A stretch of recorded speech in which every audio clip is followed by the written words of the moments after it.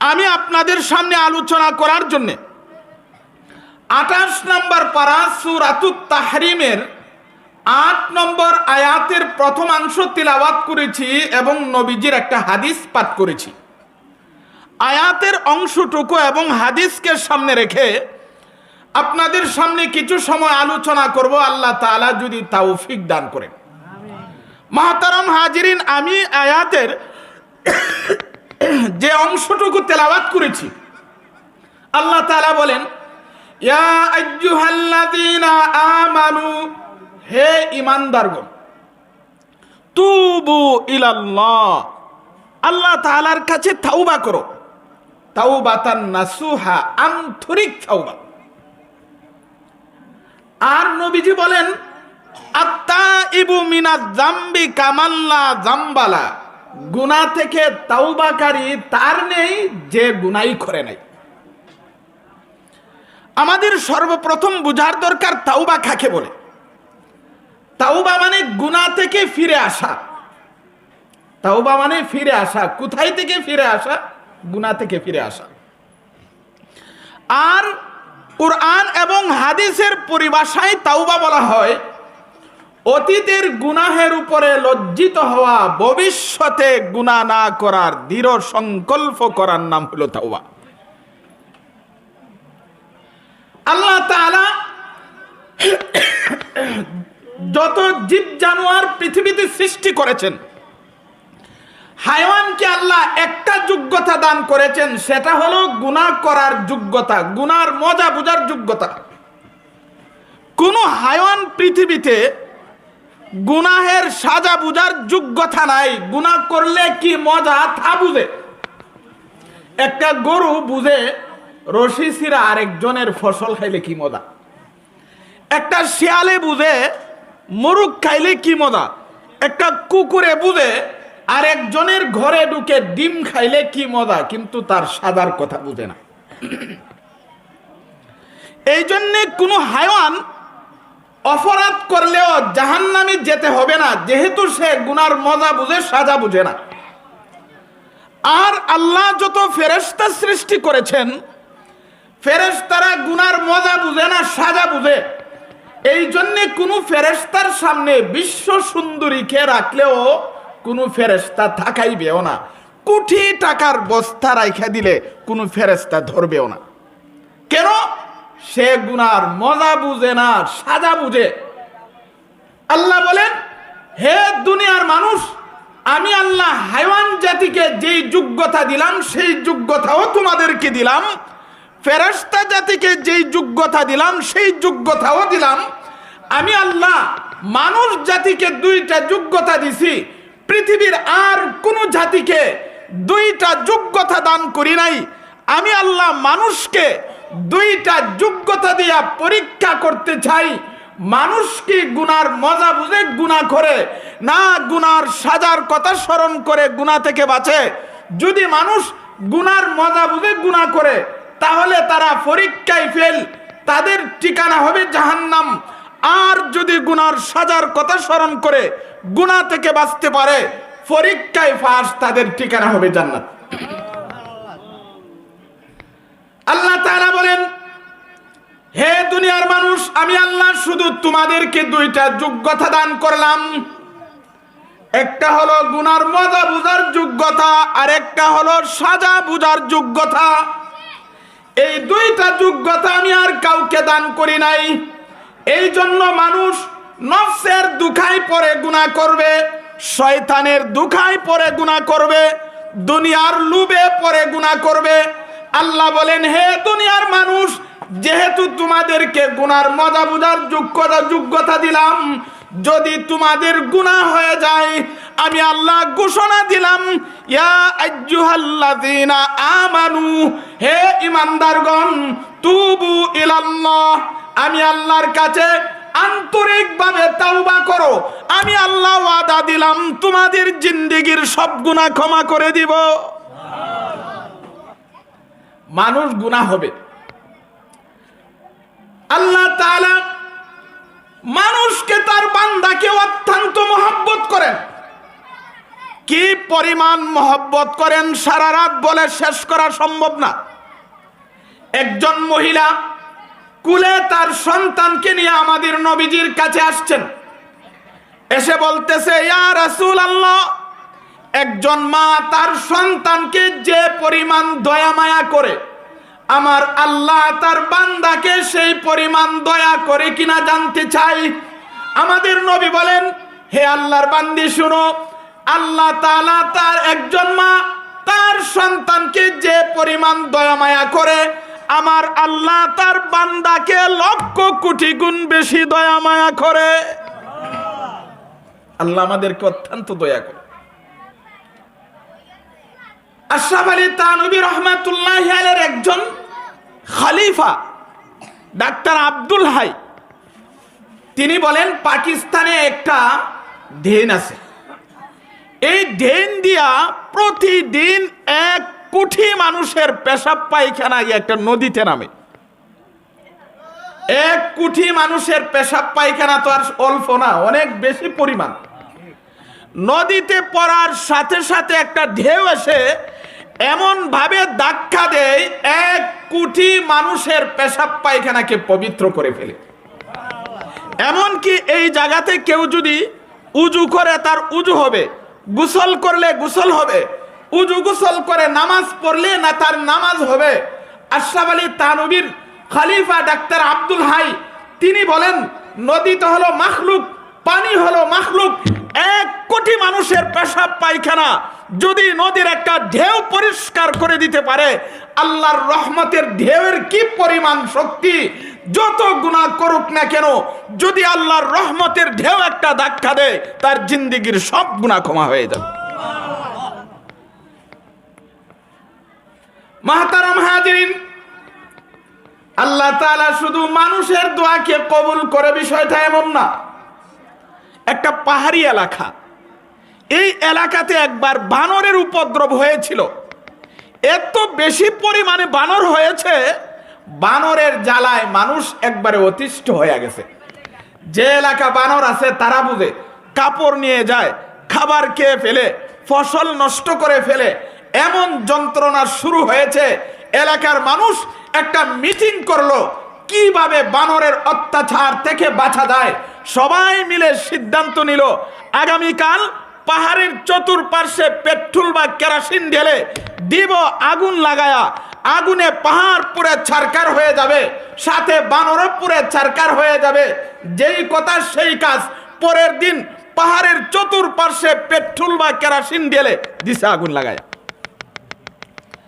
চতুর্দিক দিয়ে আগুন ধাউ ধাউ করে জ্বলছে। সব বানরগুলো পাহাড়ের মধ্যে গিয়া জমা হইছে। এবার বানররা চিন্তা করতেছে, এই আগুন থেকে বাঁচার কোনো পথ নাই। সব বানর যখন পাহাড়ের মধ্যে একত্র হলো, বানরের যে সর্দার, এই বানরের সর্দার সব বানর থেকে আলাদা হয়েছে। আলাদা হয়ে তার 2টা পা আকাশের দিকে উঠাইয়া দিছে। উঠাইয়া দিয়া বানর কান্না শুরু করে দিয়েছে। এই বানরের সর্দারের সাথে সব বানর তার সামনের 2টা পা আকাশের দিকে উঠাইয়া দিছে। উঠায়া কান্না শুরু করে দিছে, আল্লাহ মানুষকে কষ্ট দেওয়ার কারণে তারা চতুর্দিক দিয়ে আগুন লাগাইয়া দিছে। আল্লাহ এই আগুন থেকে তো আমরা বাঁচতে পারবো না, আল্লাহ তুমি ছাড়া আমাদের কেউ নাই। আল্লাহ তাআলা বানরের দোয়াকে কবুল করে সাথে সাথে বৃষ্টির ব্যবস্থা করে দিয়েছে। আগুন নিভা গেছে।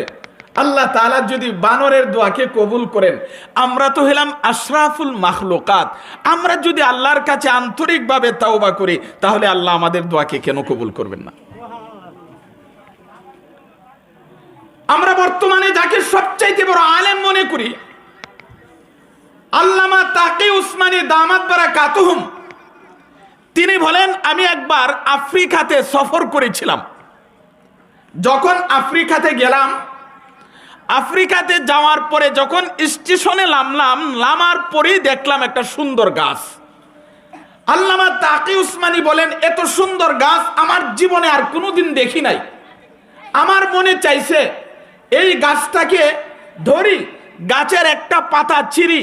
যেই মাত্র আমার হাতটাকে বাড়াইলাম গাছের দিকে, তখন তিনি বলেন, আফ্রিকার একটা লোক আমার হাতে তাফা দিয়ে ধরেছে, ধরে বলতেছেন, হুজুর সর্বনাশ, এই গাছে আপনি স্পর্শ করবেন না। যদি গাছে স্পর্শ করেন, এটা একটা বিষাক্ত গাছ, আপনার সারা শরীরে বিষ ছড়ায়া যাবে, বলা যায় না, কয়েক কিছুক্ষণের ভিতরে আপনার মরণ হয়ে যেতে পারে। আল্লামা তাকি উসমানী বলেন, সাথে সাথে আমি আল্লাহ তাআলার কাছে শুকরিয়া আদায় করলাম, আল্লাহ আমাকে বিশাল বড় বিপদ থেকে রক্ষা করলেন। আল্লামা তাকি উসমানী বলেন, আফ্রিকার ওই লোকটা আমাকে বলতেছে, হুজুর আল্লাহর কুদরত এখানেই শেষ না। কি ও তাকায় দেখেন এই বড় গাছের নিচে আবার ছোট ছোট কিছু গাছ আছে। হ্যাঁ, এগুলো কি? তখন আফ্রিকার ওই লোকটা বলতেছেন, হুজুর এই ছোট ছোট গাছ হলো বিষকে পানি করার গাছ। কেউ যদি না জেনে বিষাক্ত গাছে ধরে ফেলে, তাহলে তার সারা শরীরে বিষ ছড়ায়া যায়। সাথে সাথে যদি ছোট গাছে স্পর্শ করে, তার শরীরের বিষ পানি হয়ে যায়।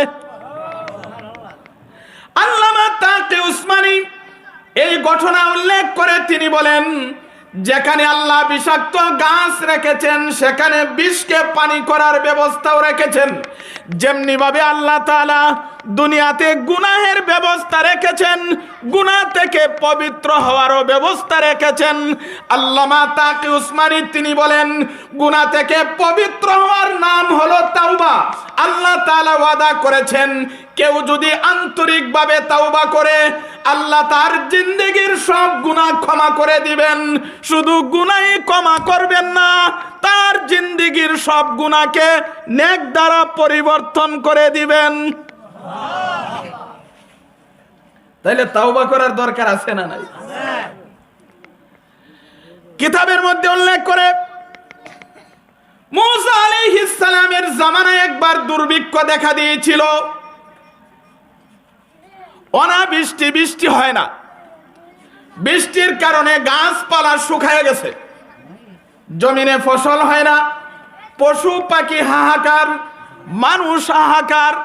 এবার মুসা আলাইহিস সালামের উম্মত মুসা আলাইহিস সালামের কাছে এসে বলল, হে আল্লাহর নবী, আল্লাহর কাছে একটু দোয়া করুন, আল্লাহ যেন বৃষ্টির ব্যবস্থা করে দেয়।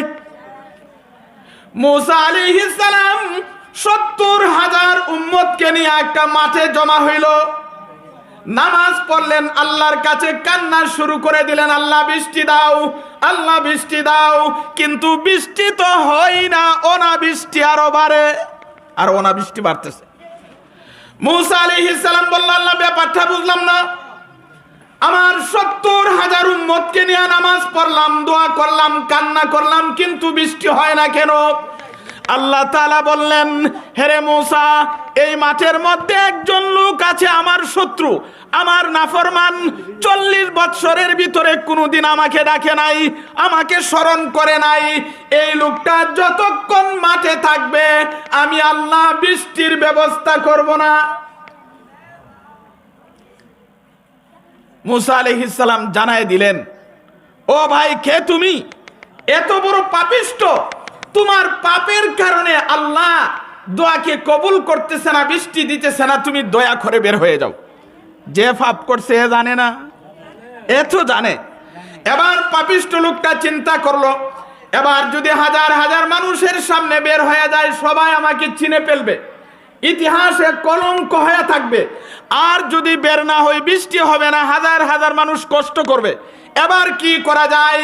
এই পাপিষ্ঠ লোকটা বের না হইয়া আল্লাহর সেজদায় পড়ে গেছে, কান্না শুরু করে দিছে, আল্লাহ ৪০ বছর পর্যন্ত নাফরমানি করলাম, মানুষের কাছে প্রকাশ হয় নাই, এবার যদি বের হয়ে যায়, হাজার হাজার মানুষ আমাকে চিনে ফেলবে।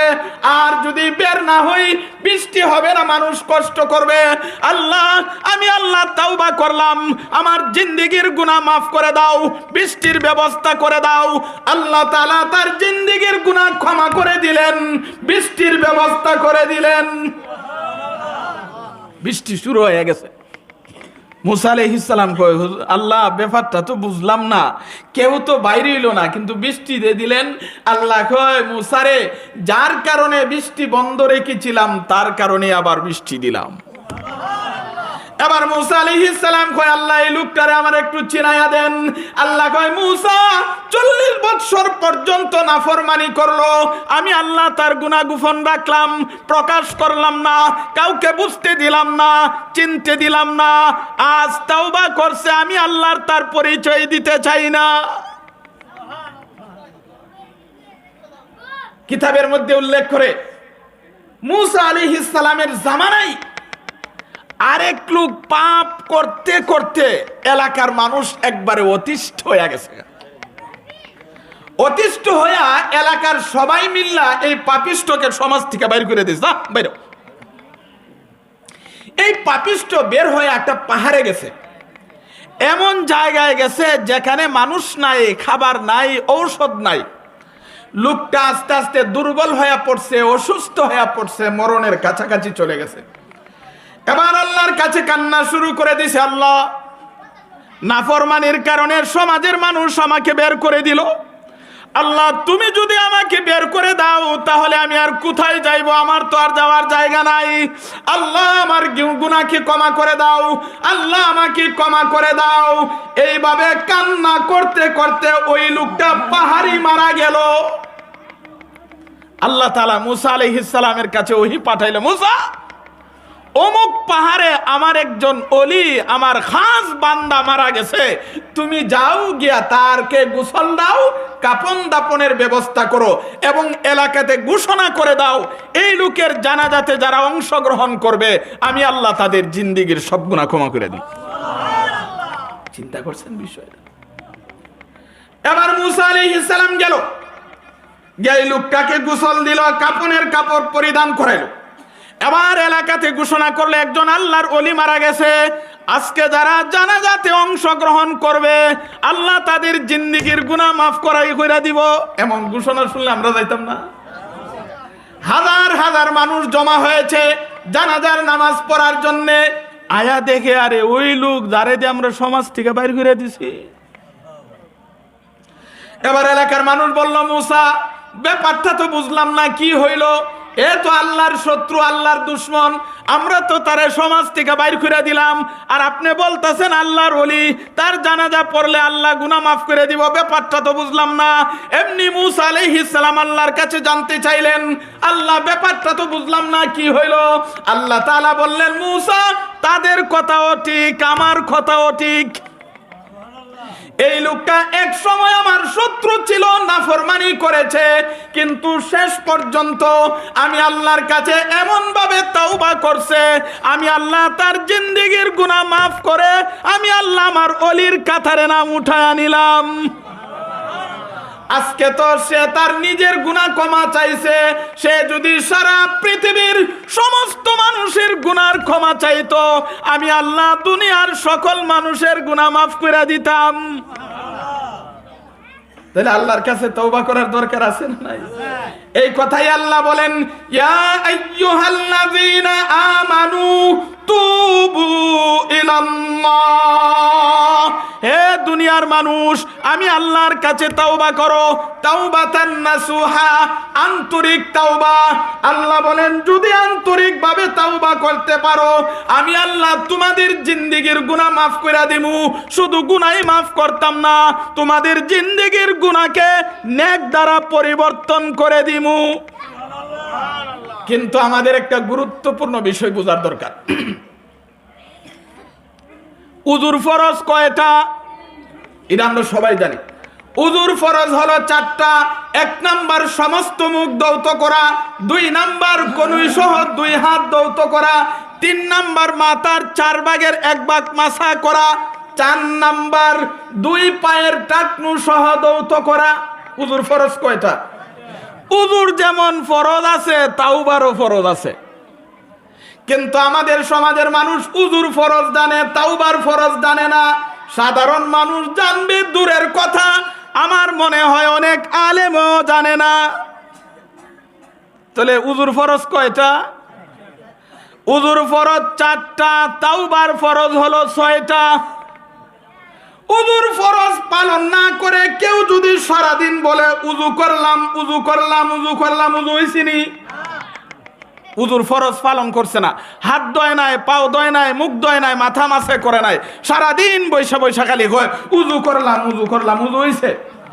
তাফসীরের কিতাবে পরিষ্কারভাবে বলেন, উজুর ফরজ পালন না করে কেউ যদি সারাদিন বলে উজু করলাম, যেমন ভাবে তার উজু হয় না, ঠিক তেমনি ভাবে তাওবার ফরজ আছে, তাওবার 6টা ফরজ পালন না কইরা কাবা শরীফও গিয়াও যদি কয় আল্লাহ তাওবা করলাম, মসজিদও গিয়াও যদি কয় আল্লাহ তাওবা করলাম, ওয়াজ মাহফিলে এসে যদি বলে আল্লাহ তাওবা করলাম, আল্লাহ বলেন সারা জীবন বলতে পারো আমি আল্লাহ তাওবা কবুল করব না। তাহলে তাওবার ফরজ জানার দরকার আছে না নাই? খুবই দরকার আছে। উজুর যেমন ফরজ 4টা, তাওবার ফরজ হলো 6টা। মুফাসসিরিনে কেরাম তাফসীরের কিতাবের মধ্যে উল্লেখ করে 6 কাজের সমষ্টির নাম হলো তাওবা। তাওবার ফরজ হলো 6টা।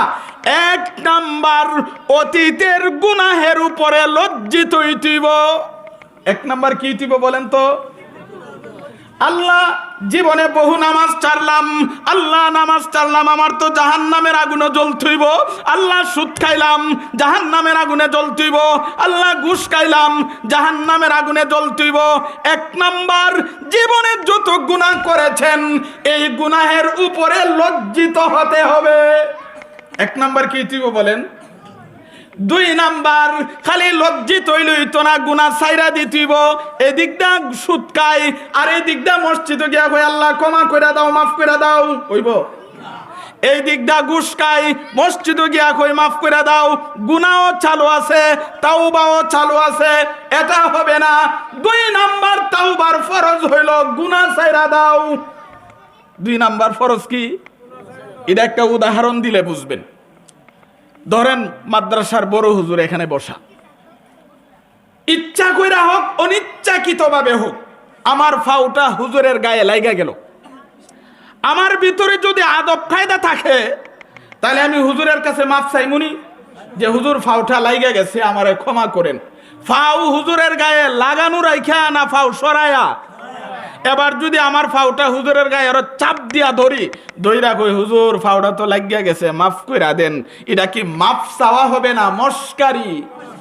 ফাউ লাগায়া রাইখা যেমন ভাবে মাফ চাইলে মস্কারি হয়, গুনার কাজ চালু রাইখা কেউ যদি আল্লাহর কাছে তাওবা করে এটার নামও মস্কারি। সুদও খায় তাওবাও করে, ঘুষও খায় তাওবাও করে, গুনাহও চালু আছে, তাওবাও চালু আছে।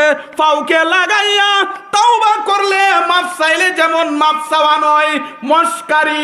গুনাহ চালু রাইখা কেউ যদি আল্লাহর কাছে তাওবা করে এটার নামও তাওবা নয়, মস্কারি।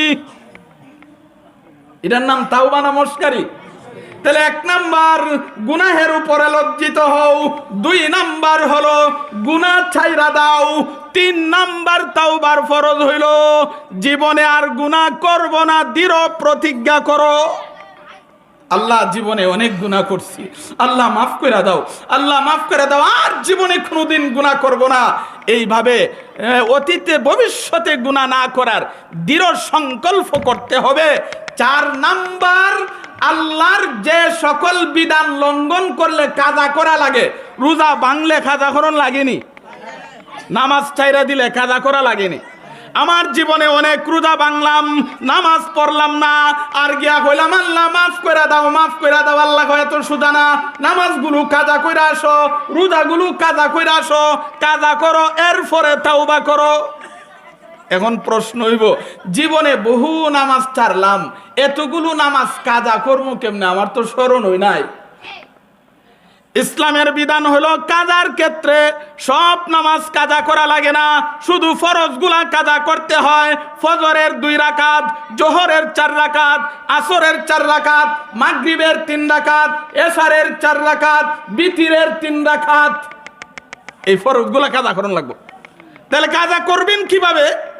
যখন আপনার যদি অনেক নামাজ হয়ে থাকে, স্মরণ হয় নাই কয়েক তো কাজা করেছেন, কাজা করার সময় এইভাবে নিয়ত করবেন, আল্লাহ আমার জীবনে যত ফজরের নামাজ কাজা হয়েছে এর প্রথম ফজর পড়তেছি, আমার জীবনে যত জোহর কাজা হয়েছে এর প্রথম জোহরটা পড়তেছি, আমার জীবনে যত আসর কাজা হয়েছে এর প্রথম আসরটা পড়তেছি। এইভাবে পড়তে থাকবেন। পড়তে পড়তে যখন আপনার মনে সাক্ষী দিবে আর মনে হয় আমার নামাজ কাজা নাই, তখন কাজা শেষ হইল। 4 নাম্বার, যদি আল্লাহর বিধান লঙ্ঘন করে থাকেন কাজা করেন। 5 নাম্বার, যদি মানুষের হক নষ্ট করে থাকেন আদায় করেন। আচ্ছা, এটা একটা উদাহরণ দিই। ধরেন আমি এক লোকের 1 লক্ষ টাকা মাইরা খাইলাম, কাবা শরীফে গিয়া বললাম, আল্লাহ 1 লক্ষ টাকা মাইরা খাইছি, আমার মাফ করে দেও। আল্লাহ কয়, যদি মাফ করে দেই এর 1 লক্ষ টাকা দিব তোর কোন বাফে? এই জন্য তাফসীরের কিতাবে বলেন তাওবার 5 নাম্বার ফরজ হইল, কারো হক যদি নষ্ট করে থাকো তার হক আদায় করতেইব। কাউকে গালি দিছো, মাপ চাও। কাউকে কষ্ট দিছো, মাপ চাও, এরপরে তাওবা করো।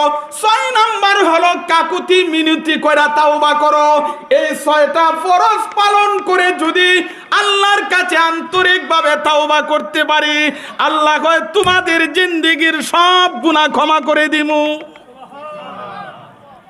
এই জন্য আমরা তাওবা করতে রাজি আছি তো ইনশাআল্লাহ। আল্লাহর কাছে খাঁটি অন্তরে তাওবা করতে হবে। একথই আল্লাহর নবী বিশ্ব নবী বলেন, আত্তাইবু মিনাদ যামবি কামান লা যামবালা। গুনাহ থেকে তাওবাকারী কেমন? যেমন একটা শিশু জন্ম হইলে তার গায়ে কোনো গুনাহ থাকে না, ঠিক তেমনি ভাবে গুনাহ থেকে তাওবাকারী তার শরীরেও কোনো প্রকারের গুনাহ থাকে না। এবার আসুন মুহতারাম হাজিরিন, আজকের মাহফিলটা হলো জামে মসজিদ এবং যুবকদের উদ্যোগে। মসজিদকে সামনে রেখে অল্প সময় একটা কথা বলি। মসজিদ হলো আল্লাহর ঘর। বলেন তো মসজিদ কার ঘর? মাদ্রাসা হলো নবীর ঘর। মাদ্রাসা ও মসজিদ আল্লাহর ঘর। কেন মসজিদ নির্মাণ করা হয়? একমাত্র আল্লাহর ইবাদত করার জন্য না। আপনাদের পূর্বপাড়ার মসজিদ নির্মাণ করছে পরিবার লইয়া থাকার লইয়া, ব্যবসা করার লইয়া? তাহলে মসজিদ নির্মাণ করে কোন কারণে? ইবাদত করার জন্য। এই জন্য মসজিদকে বলে আল্লাহর ঘর আর মাদ্রাসাকে বলে নবীর ঘর। মাদ্রাসায় নবীর দিন শিক্ষা দেওয়া হয়। তবে এই দুইটার মধ্যে উত্তম হলো মসজিদ। আল্লাহর নবী বিশ্ব নবী এক হাদিসে বলেন, এই পৃথিবীতে যত জায়গা আছে এর মধ্যে সবচেয়ে শ্রেষ্ঠ হলো মসজিদ। মসজিদের চেয়ে শ্রেষ্ঠ কোনো জায়গা নাই, আর বাজারের চেয়ে নিকৃষ্ট কোনো জায়গা নাই। এখন প্রশ্ন হইব, মসজিদ শ্রেষ্ঠ কেন আর বাজার নিকৃষ্ট কেন? মসজিদে কোনো গুনাহের সুযোগ নাই না? গুনার সুযোগ আছে, কিন্তু বাজারে সব ধরনের গুনার সুযোগ আছে। সুদ খাওয়ার সুযোগ আছে, ঘুষ খাওয়ার সুযোগ আছে, মাপে কম দেওয়ার সুযোগ আছে, চুরি করার সুযোগ আছে, টিভি দেখার সুযোগ আছে। গুনাহের সুযোগ বাজারে আছে না নাই? মসজিদও আসেনি। এই জন্য মসজিদ আল্লাহর কাছে সবচেয়ে শ্রেষ্ঠ জায়গা। এবার প্রশ্ন হবে, বাজার যদি নিকৃষ্ট হয় তাহলে খারাপ ভালো মানুষ বাজারে যায় কেন? প্রশ্ন জাগে কিনা? আপনারাই প্রশ্ন করবেন, বাজার যদি এত নিকৃষ্ট হয় তাহলে হুজুররা যায় না? কোন ইমাম সাহেব যায় না? হাফিজ সাহেব যায় না? তাহলে বাজার নিকৃষ্ট হইলে দান কেড়ে? এই প্রশ্নের জবাব তাফসীরের কিতাবে উল্লেখ করেছেন। ধরেন আপনাদের বগডহারে এক লোকে একটা বিল্ডিং বানাইছে, 5 তলা বিল্ডিং। বিল্ডিং এর সামনে অনেকগুলো ফুলের বাগান বানাইছে, একটা টয়লেটও বানাইছে। এবার বলেন তো তার বাড়ির মধ্যে সবচেয়ে উত্তম জায়গা কোনটা? ফুলের বাগান। আর নিকৃষ্ট জায়গায় কোনটা? টয়লেট। ধরেন এই বাড়ির মালিকটা খুব ভালো মানুষ, এই লোকটা কি সবসময় ফুলের বাগানে ওই বৈশা থাকে না মাঝে মাঝে টয়লেটও যায়? এত সুন্দর বাগান তো টয়লেটও যায় কে রে?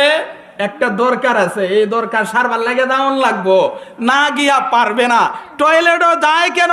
একটা টেকা আছে, এই টেকার জন্য টয়লেটে যেতে হবে, না গিয়া পারবে না, যেতে হবে। কিন্তু কেউ টয়লেটে গিয়া ঘুমায়া থাকে না, কাজ শেষ হইলে আরো বইয়া থাকিনি যে আইলাম ওই যখন কতক্ষণ বৈশা যায়, টয়লেটে একটা টেকার কারণে গেছে, কিন্তু কাজ শেষ হইলে আর বসে থাকে না। ঠিক তেমনি ভাবে ভালো মানুষ যারা, তারাও বাজারও যাবে, কেনাকাটার দরকার আছে, সবজি কেনার দরকার আছে, মাছ কেনার দরকার আছে, বাজার হাট করার দরকার আছে। কিন্তু ভালো মানুষ যারা, তারা অনর্থক বাজারে বসে গল্প গুজব করবে না। কথাটা বুঝছেন নি? তাহলে মসজিদ হইল আল্লাহর ঘর, মাদ্রাসা হইল নবীর ঘর। এই পৃথিবীতে সর্বপ্রথম যে ঘর নির্মাণ করা হয়েছে সেই ঘর হইল মসজিদ। এই পৃথিবীর সর্বশেষ ঘর হইল মসজিদ। তাফসীরের কিতাবে উল্লেখ করেন, আল্লাহ তাআলা এই পৃথিবীতে মানুষ পাঠানোর হাজার হাজার বছর আগে আল্লাহ তাআলা এই পৃথিবীতে সর্বপ্রথম যে ঘর নির্মাণ করেছেন তার নাম হলো মসজিদ। তার নাম কি? এই পৃথিবীর সর্বপ্রথম ঘর মসজিদ। আমাদেরকে এই কথা শিক্ষা দেয়, এই দুনিয়াটা বসবাসের জন্য নয়, ইবাদত করার জন্য। এই দুনিয়াটা বসবাসের লাগা না ইবাদত করার লাগা? তাফসীরের কিতাবে উল্লেখ করেন, আল্লাহ তাআলা বলেন, হেরে দুনিয়ার মানুষ, তোমাদেরকে আমি সৃষ্টি করেছি, তোমাদের সৃষ্টি করার মূল উদ্দেশ্য খাওয়ান না। যদি খাওয়ানোই উদ্দেশ্য হইতো, গরু তোমাদের চাইতে বেশি খাইতে পারে। যদি ঘুমই উদ্দেশ্য হইতো, বলদ তোমরার চাইতে বেশি ঘুমাইতে পারে। যদি বাচ্চা জন্ম দেওয়াই উদ্দেশ্য হইতো, কুকুরনি বাচ্চারও বেশি দিতে পারে। সুতরাং ঘুম উদ্দেশ্য নয়, বাচ্চা জন্ম দেওয়া উদ্দেশ্য নয়, খাবার উদ্দেশ্য নয়। তোমাদেরকে সৃষ্টি করার পিছনে উদ্দেশ্য কি? আল্লাহ নিজেই বলেন, ওয়ামা খালাকতুল জিন্না ওয়াল ইনসা ইল্লা লিয়াবুদুন। আল্লাহ কয়, আমি আল্লাহ তোমাদেরকে সৃষ্টি করছি আমার ইবাদত করার জন্য।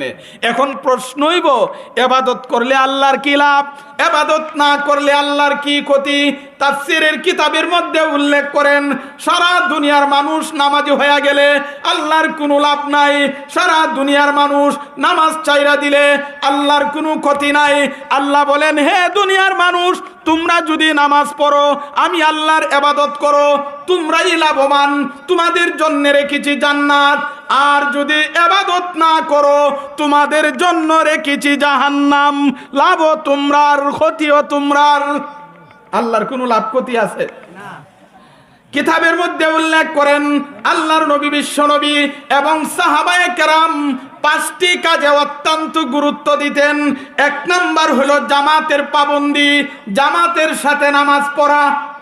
1 নাম্বার কি? ফিকহের কিতাবে উল্লেখ আছে, জামাতের সাথে নামাজ পড়া পুরুষের জন্য সুন্নাতে মুআক্কাদা বা ওয়াজিব। কোন পুরুষ যদি জামাতে নামাজ না পড়ে, জামাত ছাইরা দেয়, আল্লাহর নবী, বিশ্ব নবী বলেন, আমি নবী তার জন্য সুপারিশ করব না।